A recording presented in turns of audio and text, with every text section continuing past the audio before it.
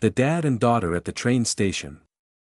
The sky was still gray when they arrived at the small railway station. Morning mist curled around the benches, wrapping everything in a soft hush. The father held his daughter's hand, not tightly, just enough so she felt anchored. She was around 13, but small and delicate, the kind of girl who always walked with careful steps. Their train was delayed. She sat on the cold metal bench, legs dangling above the floor, while he stood beside her, scanning the platform with the tired eyes of a man who worked too hard and worried too much. She looked up at him. "Papa," she said softly, "do you ever get scared?" He exhaled, a slow breath that held years of weight. He didn't look at her, he kept looking at the tracks. "Every day," he said. "When I think of you." She blinked. "Why?" "Because you're growing. Because the world is big. Because I can't be everywhere." He paused. "And because I want to keep you safe even when I'm not with you."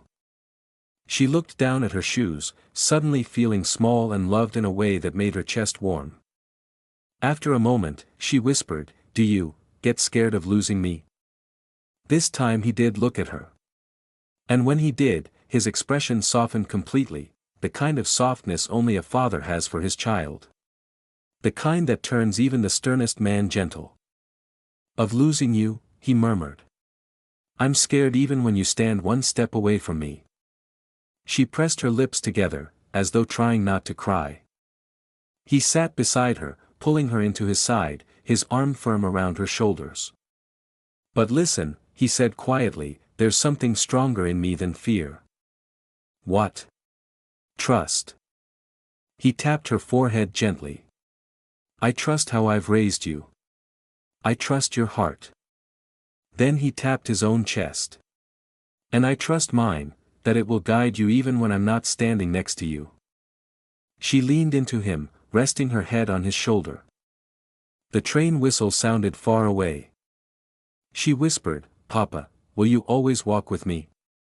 He didn't hesitate.